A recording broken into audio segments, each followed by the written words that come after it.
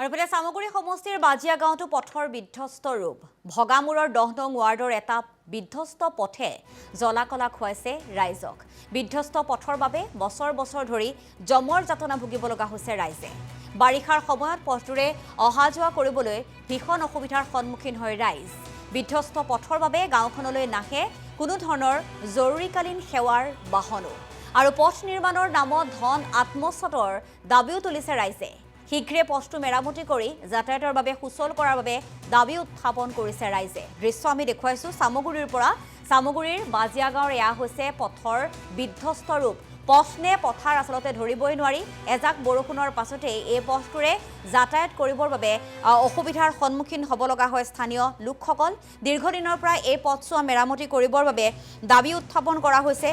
তাৰ পাছতো কিন্তু কোনো ধৰণৰ প্ৰশাসন অথবা চৰকাৰ বা স্থানীয় বিধায়কে কোনো ধৰণৰ ব্যৱস্থা গ্ৰহণ নাই কৰা বুলিও অভিযোগ তুলিছে স্থানীয় লোকসকলে। গতিকে অতি শীঘ্ৰেই এই পথছোৱা ব্যৱহাৰৰ বাবে উপযোগী কৰি তুলিবৰ বাবে বা পুনৰ নিৰ্মাণ মেৰামতি কৰিবৰ বাবে দাবী উত্থাপন কৰিছে ৰাইজে।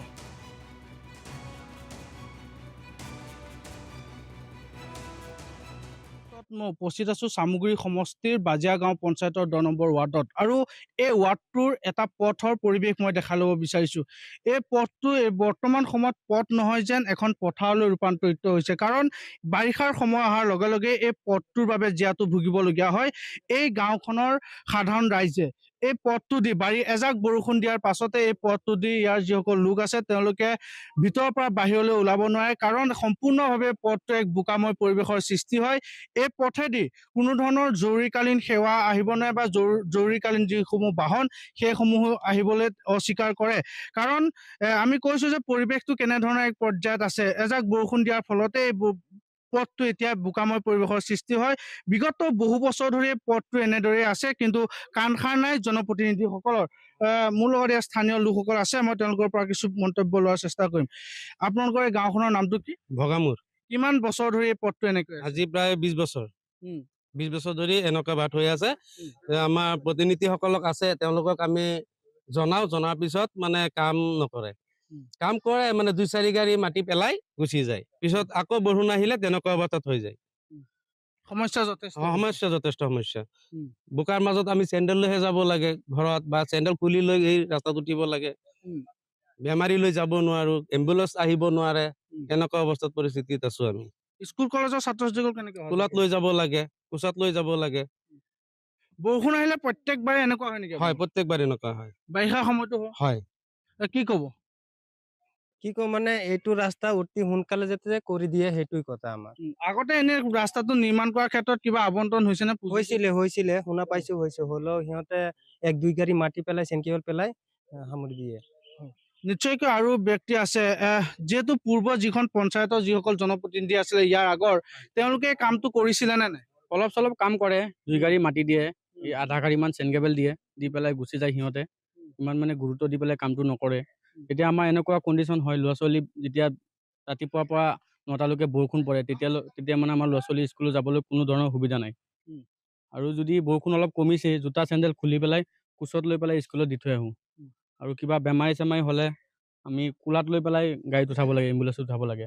আৰু যদি কিবা কাৰোবাৰ ঘৰত জুই লাগিছে, কিবা ইমাৰ্জেঞ্চি আহিব লগা হয়, তেতিয়া নাহে। আমাৰ পুৰি এইবিলাক নষ্ট হৈ যায় গোটেইখিনি বস্তু। আপোনালোকৰ পঞ্চায়তটোত বিগত সময়ত বা এই নতুনকৈ যি পঞ্চায়ত গঠন হৈছে, উন্নয়ন কিমান হৈছে আপোনালোকৰ পঞ্চায়ত? উন্নয়ন মানে আমাৰ ইয়াৰ উন্নয়ন দেখিছেতো আপোনালোকে কেনেকুৱা উন্নয়ন হৈছে আমাৰ। আৰু আমাৰ গোটেই অসমৰ ভিতৰত আমাৰ এইটো ৰাস্তাৰ নিচিনা ক'তো এনেকুৱা ৰাস্তা আপুনি নাপাব। এনেকুৱা কণ্ডিশ্যন আমাৰ ৰাস্তা। এইবাৰ যিহেতু নতুনকৈ যিজন সভাপতি হৈছে তেওঁলোকক আপোনালোকে জনাইছেনে? জনাইছো, জনোৱাৰ পিছত কৈছে আমাৰ কাম আহিছে, আমি কৰিম কাম। এতিয়া কাম কৰিম, সিহঁতে বাৰিষা চিজন গুচি গ'লে কাম কৰিব। য'ত অলপ 10 গাড়ী মাটি লাগে তাত সিহঁতে 1 গাড়ী মাটি দি পেলাই কাম কৰি গুচি যাব। সিহঁতে এতিয়াহে কামটো কৰিব লাগে। এতিয়া আমাৰ বাৰিষা চিজনত ক'ত মাটি দিব লাগে, ক'ত চেনকেবল দিব লাগে, তেতিয়াহে গম পোৱা যাব। ৰাইজ যথেষ্ট সমস্যাৰ বহুত সমস্যাত আছে। কি আহ্বান জনাব এতিয়া? আহ্বান জনাব মানে অতি সোনকালে আমাৰ ৰাস্তাটো ঠিক কৰি দিব লাগে, যাতে আমাৰ ল'ৰা ছোৱালীকেইটা স্কুল ভালকে যাব পাৰে। আমাৰ এম্বুলেন্স সোমাব পাৰোঁ, সেইটো কণ্ডিশ্যন কৰি দিব লাগে।